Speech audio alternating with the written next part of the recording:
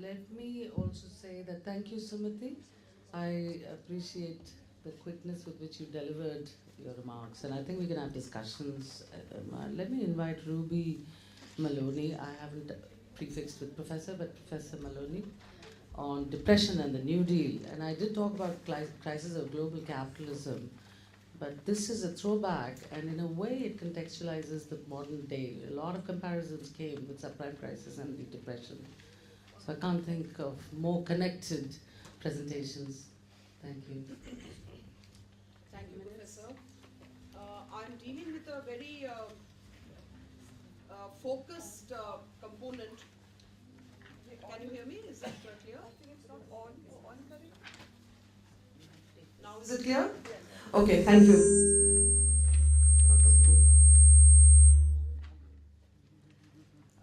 So what I'm going to speak to you today is about the Great Depression and the New Deal.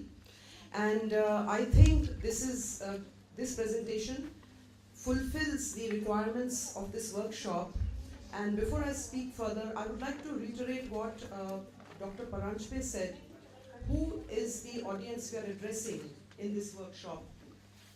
The teachers, of course, and then the teachers will be using this kind of a workshop activity and implement it when they conduct this course, which is a diploma course or a certificate course, which is directed at students who have just completed their 12 plus, and maybe sundry others. So I feel, as far as the course content is concerned, whether it is history, in my case, it's very much so, we have to be we have to present our material in a very encapsulated form and in a very pertinent and precise manner. So what I'm doing here, I have selected the Great Depression and the New Deal as a sort of a lesson plan and a teaching module. And I want to say this, that history is basically the tabula rasa of anything else that will be taught to get across the American idea, which is sociology, which is political science, which is IR, which is literature, and so many other elements, gender studies and so on. But without history, without a simple understanding of history, I'm pretty certain that the students will have a very difficult time placing things in their right context. Of course, when we are talking about the Great Depression and the New Deal, I'm referring to other papers, for example, by Dr. Bulbul Dhar on gender specifics. Of course, there will be a lot of inclusion and references when we teach this module to women and to African Americans and other groups, but I have not really gone deeply into those areas because I'm trying to make a rather concise presentation, as it should be also when it is taught. So the whole idea is to explain America, and to explain America, the New Deal and the Great Depression are very, very important. The paper before me by Dr. Sumati Verma was on the economic aspects, and the New Deal and the Depression are very much connected to that. It's also connected to the idea of the state, the American state vis-a-vis the American people, and how new formations and new ideas are brought forth during this particular period. Incidentally, it might interest you to know that in Mumbai University, I teach American history at the MA level and also the MPhil level. Now, the MA course at Mumbai University is based on the 20th century history of the United States of America. And for the MPhil course, the syllabus is focused on society and culture. But again, I repeat that here I'm dealing with a specific module. The next slide, please. What kind of information can we use, and what is important for this subject? Both fictional and non-fictional historical material, factual accounts and data, and this has to be, which is historical, empirical data, need to be incorporated into an analysis and further reading and writing assignments for the students. The questions which can be put forward for the students are, what are the economic forces that shaped America in the 1920s? So I'm looking at the 1920s, and I think we've had a lot of presentations dealing with the 1920s, Great Gatsby, the Flappers, and how America was prospering and so on. So how did life change for the Americans during the 1920s, the age of prosperity? When and why did the economy collapse and then improve? And how did the New Deal bring about a turnaround? Connected to this question can be related questions such as the role of the state, which I mentioned earlier, and liberty and freedom. So these are all American ideas which are connected with the New Deal. Roaring 20s, which was a great age of glory in America, and a lot of glamour and abundance. Scott Fitzgerald and so on. So the new era of abundance. What was happening at this time? There was a boom in business and industry, and this has been called the second industrial revolution. We can discuss with the class the urban lifestyle of this period, which already has been illustrated very, very well by previous speakers. How did this all happen? Because of coal and steam, which was now replaced by oil and electricity. This is a very important point, because before it was coal and steam, and now you have oil and electricity. Consumerism, which changed American life completely, with washing machines and refrigerators and other appliances. And here is a direct connect with India. What was happening in the United States in the 1920s is happening now in the first 2 decades of the 21st century for us, because the Indian middle class is now very much involved with getting the latest washing machine, or getting the latest whatever, getting the latest refrigerator. Automobiles also in this period, and we can have with our students a discussion, a demonstration on what was happening in Detroit. Again, we can connect it with what is the condition of Detroit today. It's a dead city. People are going away from that city. If we read contemporary American material and data, we know what is the condition of these kind of, which are almost like ghost cities, and what was Detroit then and what is Detroit today. So all these kind of cities, and Henry Ford and General Motors. I was just reading an article the other day how the Japanese have literally taken over General Motors, and the manufacturing of cars of General Motors is largely being done with Japanese collaboration. So this is very, very interesting. Roads, lots of roads. I mean, many of us have been to the United States, and we know that it's pretty inevitable that we do a car journey and we're on these roads. So gas stations and restaurants, many movies, many stories, novels are connected with gas stations. You always see people jumping out of a car and filling gas into their cars, and restaurants and so on. Suburbia, because of these roads, suburbia grew, and we have lots of stories, lots of novels. Quite a preponderant group of people from literature here in this workshop, and you know that suburbia plays the suburban housewife and her angst, 20th century angst and so on, where morality and gender and various other issues come into play.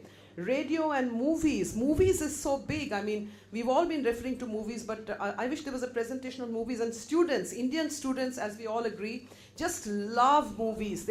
In my class in Bombay University, if I mention just a little snippet about a movie, everybody's dozing, and there's suddenly a big tidal wave and everybody's heads are up because I've said something about a movie, nothing else. Walt Whitman, nothing will turn them on except Shah Rukh Khan. So they like movies so much. So I think Hollywood movies would be a great facilitator here. And it's true that at this period, movies played a very big role.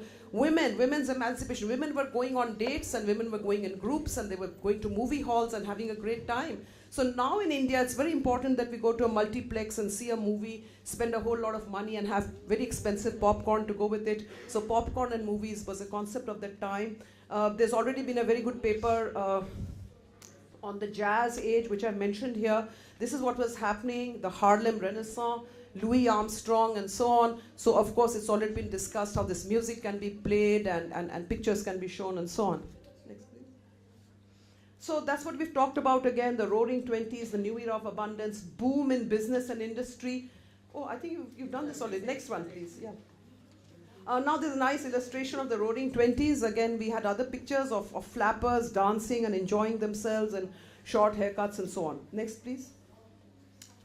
Now I come to business, which is Presidents Warren Harding and Calvin Coolidge. Calvin Coolidge said the chief business of America is business. Now, economic function of the government was to assist business in profit making, and therefore, because of this, there was overproduction, over-speculation, and under-consumption. And it became a country of capitalists and monopolists. Next, please. President Herbert Hoover, I've mentioned his dates. We have to talk about him in our class if you're discussing the Great Depression and New Deal. Rugged individualism in favor of decentralization, the strong role of the federal government, which is a threat to democracy, and this stifled initiative, opportunity, and equality, increased corruption, which again we can connect to what the Indian society is today.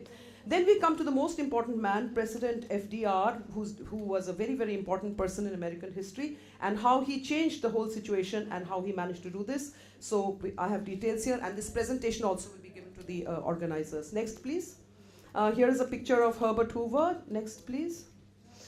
President Hoover, further details about him, the problems of agriculture, the impact of World War I, installment buying, which is happening in India today, again, very much connected to installment buying, collapse of the stock market, Wall Street, the big disaster about which we know, gambling, speculation, dishonest practices, and so on. Next, please. Momentum of the depression, a vicious downward spiral. This is what happens. Homeless people traveling, moving from place to place. There were shack settlements called Hooversville, soup kitchens, bread lines, social platform, and weakened confidence of American people. And the Dust Bowl, in fact, there was a song which was projected by Dr. Cherian about this. So the Dust Bowl phenomenon is very important here. These are due to droughts and other problems of agriculture. Next, please. Here's a newspaper account of what happens. Next. People in those box cars, who are migrating from place to place, people in great trouble, people standing in lines and so on. Lots of illustrations, lots of books. Next. Yeah, some more pictures. Why can't you give my dad a job? Next. This is regarding the rural sectors and shacks, the Hooverville, how people were living in very, very dire straits. Next. We talked about The Grapes of Wrath already by John Steinbeck. There's a movie with Jane Fonda's father, Henry Fonda, Peter Fonda and Jane Fonda's father. It's a beautiful film. So it really discusses the migration from the rural area of the Dust Bowl area to California and the West Coast. Very, very. This would really make sense for our students. Next. New Deal, 5 minutes. You've given everybody a lot of time. Everybody's had a lot of time, so I need more. Okay, the New Deal, the three R's which we have here, that is recovery, relief and reform, and the various legislations. Next, please. Next. I think this is information which we don't have to go into detail here, what happens at this time, and how, apart from the New Deal, it's World War II. Most historians have talked about how World War II brought about a change and an economic recovery. Next, please. The last slide also talks about the impact of the depression on worldwide and the rise of fascism and communism and socialism. The very famous statement, first inaugural address of FDR, the only thing we have to fear is fear itself. And it is in a way a continuation of the progressive movement. Brain trust, Americans love to use these words like trust, so there's the trust busters and ghost busters and so on, so we have the brain trust here. Criticism, lot of criticism, not that everybody idolized FDR, so that man in the White House, and this is what happened. Next, please. Some pictures of the Dust Bowl. It was absolutely horrifying, the black blizzards as they were called. Next, please. Questions for discussion for these students to stimulate their minds. What hardships did American people face during the 1930s, both in urban and rural areas? How did the New Deal change American society? What were the 3 main goals of the New Deal? Why was Social Security Act so important? I think Social Security has to be talked about more because of the Obama measures now and the controversies involved. Imagine you're an advisor to President Roosevelt, what would be the ideas? If I was a student, I would love this and I would have lots of ideas and non-ideas. Next. Reading list, Anthony Badger, I would really recommend. He's the Paul Mellon Professor of History at Cambridge University. He's written books both on depression and New Deal. I recommend this book very much. And have the names of some other books to deal with this, which I think if you're discussing this with students, it will be very, very concise and informative. Next. Student activities, photo montage projects. In the case of Depression and New Deal, we can really go with it. Book reading projects, we can really go with it. Music, Louis Armstrong, already discussed. Cinema, lots of stuff. These movies have been mentioned. And timeline is very important, I think, to start with history or sociology or political science, just to get a lot of students and just start off with very esoteric ideas might be problematic. It would make very good sense in any case to start with the basic thing of a timeline, and I've distributed one about the Depression and Great New Deal to you. Thank you very much.